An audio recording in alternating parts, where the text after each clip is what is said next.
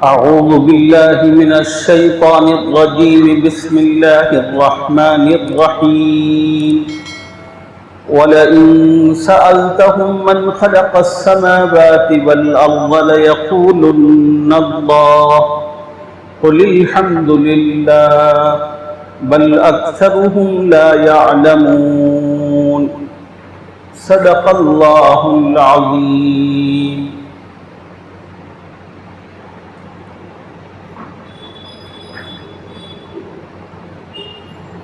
اس سورہ مبارکہ میں اللہ تعالیٰ نے خاص طور پر دو مضامین کو بڑے اہتمام سے ذکر فرمایا ہے۔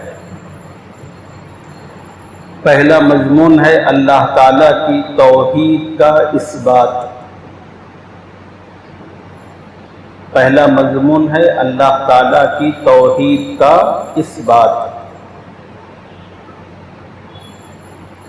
اللہ تعالیٰ کی توحید کا اثبات کا مطلب یہ ہے کہ اللہ تعالیٰ ہی خالق ہیں، اللہ ہی مالک ہیں، اللہ ہی معبود ہیں، اللہ ہی رب ہے۔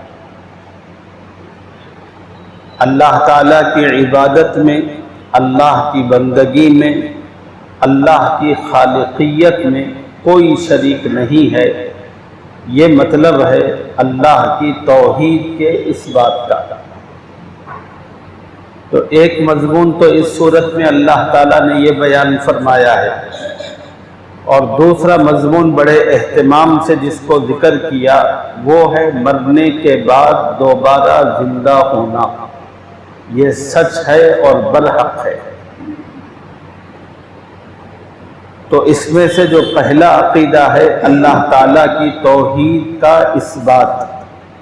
اب جو آیت میں نے تلاوت کی اور اس کے بعد کلام پاک کی جو آیتیں آ رہی ہیں، ان آیتوں میں اللہ نے اپنی صفات کے ذریعے اپنی توحید کا اثبات فرمایا ہے۔ دیکھیے، وَلَئِن سَأَلْتَهُم مَّنْ خَلَقَ السَّمَاوَاتِ وَالْأَرْضَ لَيَقُولُنَّ اللَّهُ۔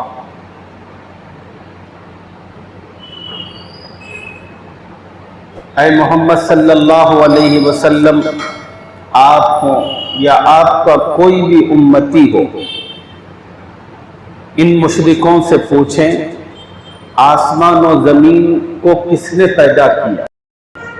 آپ یا آپ کا کوئی بھی امتی مشرکین سے سوال کرے آسمان و زمین کس نے بنایا؟ لَيَقُولُنَّ اللَّهُ۔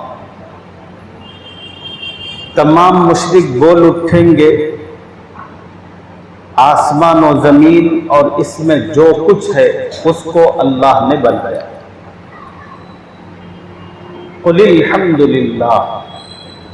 اے محمد صلی اللہ علیہ وسلم، آپ مشرکین سے کہو، اے مسلمانوں آپ مشرکوں سے کہو، جب وہ تمہارے سوال کا یہ جواب دے کہ زمین و آسمان ان میں موجود چیزیں کس نے بنائی، تو وہ کہیں گے اللہ نے بنائی۔ تو اس پر آپ ان کو جواب میں کہو قُلِ الْحَمْدُ لِلَّهِ۔ ہر طرح کی تعریف اللہ کے لیے ہے، خدا کا شکر ہے یہ بات تمہاری سمجھ میں آ گئی اور تم مانتے ہو، مشرک ہونے کے باوجود اس بات کو مانتے ہو کہ زمین و آسمان اور اس میں موجود ہر چیز کس نے بنائی؟ اللہ نے بنائی۔ زمین و آسمان کی بناوٹ میں اللہ کا کوئی شریک نہیں ہے، اس کو تم بھی مانتے ہو۔ جب تم یہ بات مانتے ہو تو اب عقل کی بات یہ ہے، اب اس کو بھی سمجھو، غور کرو۔ جو ذات زمین و آسمان کے بنانے میں یکتا ہے، پھر وہی ذات عبادت میں بھی یکتا ہے۔ زمین و آسمان کے بنانے میں جس ذات کا کوئی شریک نہیں، اس ذات کا عبادت میں بھی کوئی شریک نہیں ہے۔ قُلِ الْحَمْدُ لِلَّهِ بَلْ أَكْثَرُهُمْ لَا يَعْلَمُونَ۔ کہو ہر طرح کی تعریف اللہ ہی کے لیے ہے، لیکن ان میں اکثر نہیں جانتے۔ مانتے تو ہیں لیکن جہالت کی وجہ سے شرک کرتے ہیں۔ حضرت شاہ ولی اللہ محدث دہلوی رحمہ اللہ نے اپنی کتاب حجت اللہ البالغہ میں یہ بات فرمائی ہے، توحید کے 4 درجے، بڑی اہم بات ہے، سمجھنے سے تعلق رکھتی ہے۔ حضرت شاہ ولی اللہ محدث دہلوی رحمہ اللہ نے اپنی کتاب حجت اللہ البالغہ میں فرماتے ہیں توحید کے 4 درجے۔ 2 درجے توحید کے وہ ہیں جس کو مسلمان بھی مانتے ہیں، کافر بھی مانتے ہیں، یہودی بھی مانتے ہیں، عیسائی بھی مانتے ہیں، دنیا میں جتنے مذہب والے ہیں وہ سب کے سب توحید کے ابتدائی 2 درجوں کو مانتے ہیں۔ اختلاف باقی 2 درجوں سے متعلق ہے۔ توحید کے جو ابتدائی 2 درجے ہیں اس میں دنیا کے تمام مذاہب والے متفق ہیں مسلمانوں کے ساتھ۔ توحید کا پہلا درجہ جس پر دنیا کے تمام مذہب والے متفق ہیں وہ ہیں اللہ واجب الوجود ہے۔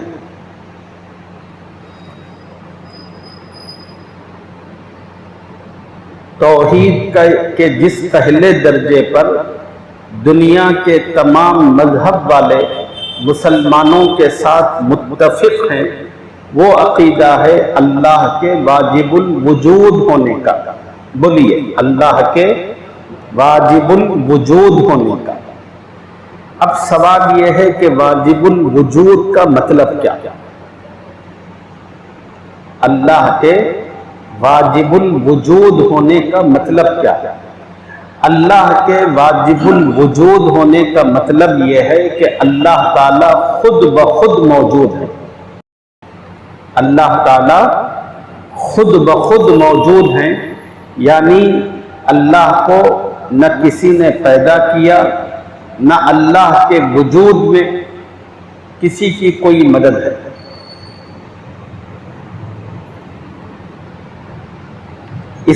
یہ مطلب ہے واجب الوجود ہونے کا۔ اللہ تعالیٰ خود بخود موجود ہے۔ میں نے آپ حضرات کو چند دن پہلے سورۃ الاخلاص کی تفسیر میں یہ بات بتائی تھی۔ اللہ تعالیٰ نے سورۃ الاخلاص میں یہی بات سمجھائی ہے اپنے پورے بندوں کو، قل هو اللہ احد، اے محمد صلی اللہ علیہ وسلم آپ کہیے اللہ ایک ہے۔ اللہ الصمد، اللہ بے نیاز ہے۔ لم یلد ولم یولد، نہ اللہ نے کسی کو جنا نہ خدا کو کسی اور نے جنا۔ کیا مطلب ہے اس کا؟ مطلب یہ ہے کہ اللہ نے کسی کو نہیں جنا، اس کا مطلب ہے خدا کا کوئی بیٹا بیٹی نہیں۔ ولم یولد کا مطلب یہ ہے نہ اللہ کو کسی نے جنا، اس کا مطلب یہ ہے کہ اللہ کا نہ کوئی باپ ہے نہ کوئی ماں ہے۔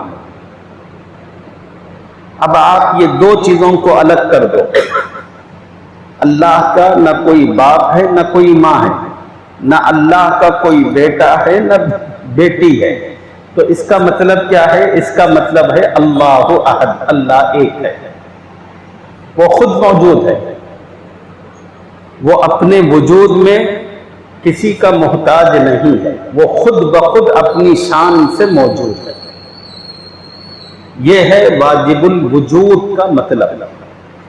توحید کا جو پہلا درجہ ہے، امام شاہ ولی اللہ محدث دہلوی نے فرمایا توحید کے اس پہلے درجے میں دنیا کے تمام مذہب والے ایمان والوں کے ساتھ متفق ہے۔ ایمان والوں کا بھی عقیدہ یہ ہے کہ اللہ تعالیٰ خود بخود موجود ہے۔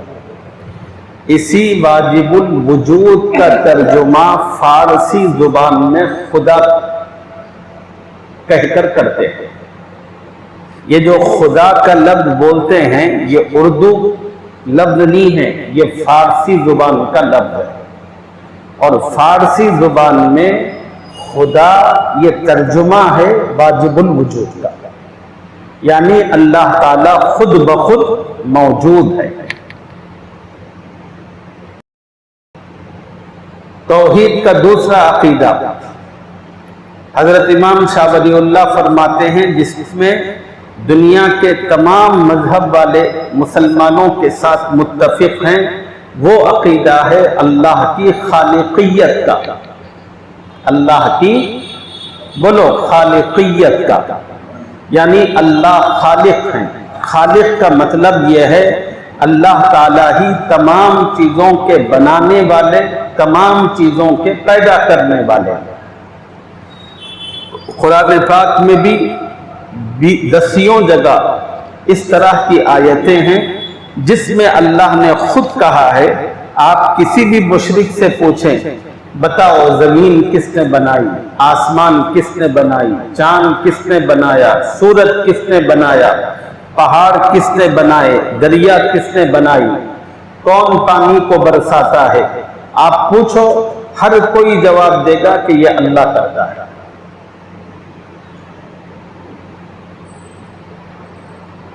توحید کا دوسرا درجہ ہے صفت خلق، یعنی پیدا کرنے کی صفت۔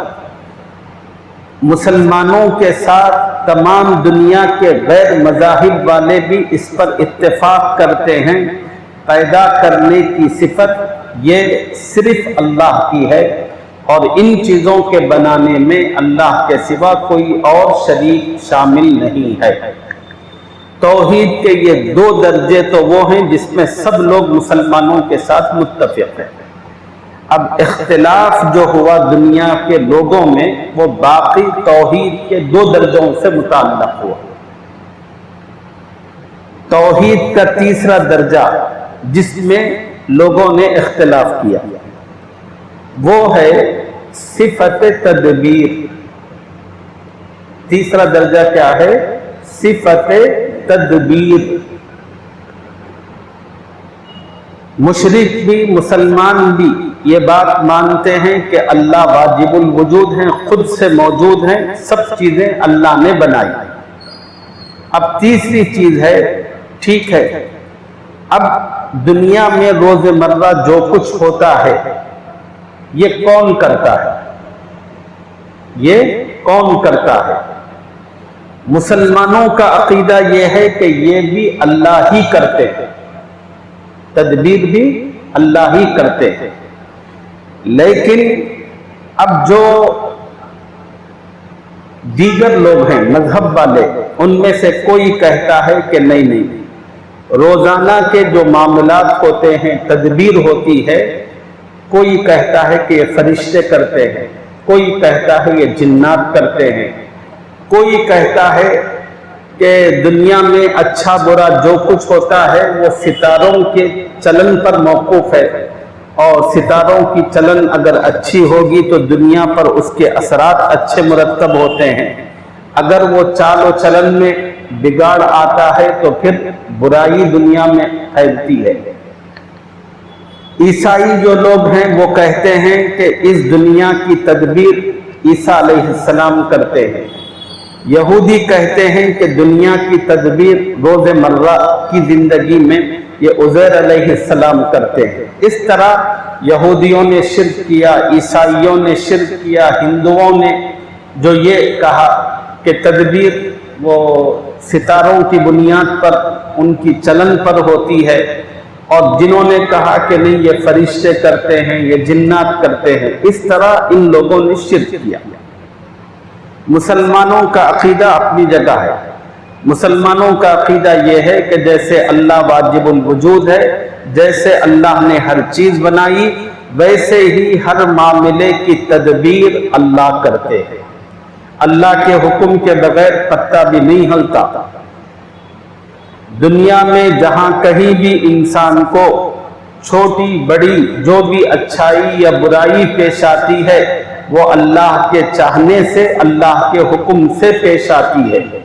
اللہ کے حکم کے بغیر کچھ نہیں ہوتا، یہ مسلمانوں کا عقیدہ ہے۔ لیکن دنیا کے دیگر مذہب کے لوگوں نے اس تیسرے عقیدے میں اختلاف کیا۔ چوتھا عقیدہ، امام شاہ ولی اللہ محدث دہلوی رحمۃ اللہ علیہ فرماتے ہیں وہ ہے عبادت۔ مسلمانوں کا عقیدہ کیا ہے عبادت کے معاملے میں؟ مسلمانوں کا عقیدہ یہ ہے جو ذات واجب الوجود ہے، خود بخود موجود ہے، جو ذات ہر چیز کو پیدا کرنے والی ہے اور جو ذات ہر چیز کی تدبیر کرنے والی ہے، عبادت و بندگی بھی اسی کا حق ہے، اس میں کوئی دوسرا شریک نہیں ہے، یہ مسلمان کہتے ہیں۔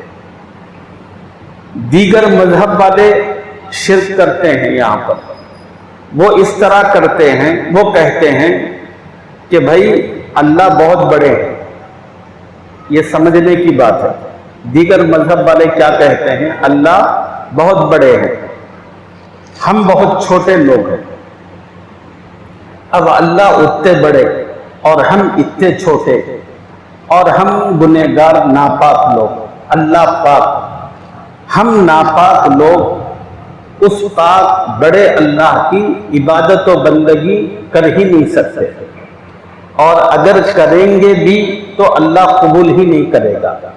تو اب وہ لوگ کرتے کیا ہیں کہ اللہ کو چھوڑ کر چھوٹے چھوٹے چھوٹے چھوٹے دنیا میں کچھ لوگوں کو اپنا معبود بنا دیں۔ اب یہ جن لوگوں کو ان لوگوں نے معبود بنایا ہے، اب جتنے بت پرست ہیں، بتوں کی فوٹوز آپ کے پاس آپ دیکھتے ہیں ان کی، یہ تمام کی تمام تصویریں کسی نہ کسی نیک آدمی کے خیال پر بنائی گئی ہیں۔ یہ جتنے بت ہیں یہ تمام کے تمام بت کسی فرشتے کی ایک خیالی تصویر ذہن میں بنا کر یا کسی نیک انسان کی تصویر ذہن میں بنا کر اس کے مطابق ان بتوں کو تراشا گیا۔ اب وہ لوگ ان بتوں سامنے تو وہ بت ہیں جن کی وہ پوجا کرتے ہیں، مگر حقیقت میں وہ بتوں کے ذریعے ان لوگوں کی پوجا کرتے ہیں جن کی تصویر پر یہ تصویر بنائی گئی۔ ان کا خیال اور عقیدہ یہ ہے کہ یہ جو تصویر جن کی تصویر پر بنائی گئی وہ خدا کے بڑے مقرب، بڑے چہیتے تھے۔ اب ہم ڈائریکٹ تو اللہ کی عبادت کر نہیں سکتے، تو ہم کیا کرتے ہیں کہ جو لوگ اللہ کے چہیتے ہیں، اللہ کے پسندیدہ ہیں، ہم اللہ کے بجائے ان کی عبادت کر کے ان کو راضی کرتے ہیں، خوش کرتے ہیں، تاکہ یہ اللہ تعالیٰ کے پاس ہمیں بچا سکے، ہماری سفارش کر سکے۔ یہ کون کہتے ہیں؟ دنیا کے دیگر مذہب والے، شرک کرنے والے۔ مسلمان کیا کہتے ہیں؟ مسلمان کہتے ہیں نہیں، عبادت اللہ ہی کی ہے، براہ راست ہے، خدا قبول کرے یہ ان کا کرم ہے، رد کرے یہ اس کا اختیار ہے۔ قرآن میں بھی اللہ تعالیٰ نے جو بات کہی ہے وہ یہی کہ اے میرے بندو ڈائریکٹ میری عبادت کر، کسی کو پکڑ کے کسی کو ایجنٹ بنا کر میرے تک آنے کی ضرورت نہیں، میں ہوں اور تم میرے بندے ہو۔ مانگنا ہو تو ڈائریکٹ مجھ سے مانگو، عبادت کرنا ہے تو ڈائریکٹ میری عبادت کر۔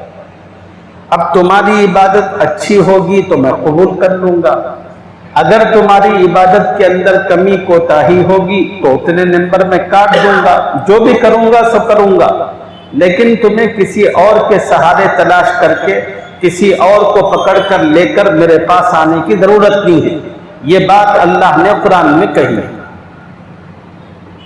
تو توحید کے یہ 4 درجے ہیں، اور شاہ ولی اللہ محدث نے کہا کہ توحید کے ابتدائی 2 درجے ایسے جس میں سب متفق، اور پوری دنیا کا جو اختلاف ہے توحید کے باقی 2 درجوں سے متعلق ہے، تیسرے اور چوتھے۔ اس کائنات کی تدبیر کرنے والا کون، اور عبادت و بندگی کا حق اور اختیار کس کو؟ مسلمان کہتے ہیں کہ جس طرح اس کائنات میں تصرف کرنے والا بھی اللہ ہی ہے، عبادت اور بندگی کا حق اور اختیار بھی صرف اللہ کو ہے۔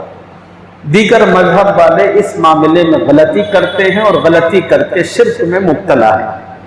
اللہ تعالیٰ اپنے کرم سے ان کو صحیح سمجھ اور صحیح عقل عطا فرمائے۔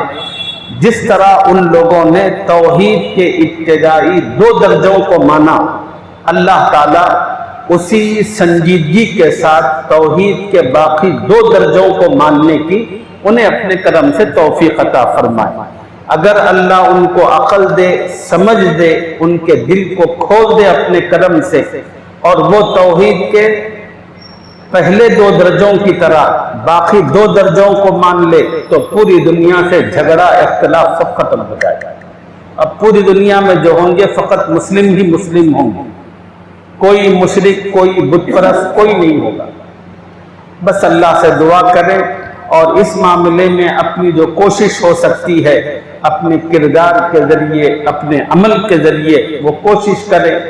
اللہ تعالیٰ ان کوششوں کی مجھے بھی، آپ کو بھی اور سارے مسلمانوں کو اپنی استطاعت اور حیثیت کے مطابق توفیق عطا فرمائے۔ آمین یا رب العالمین۔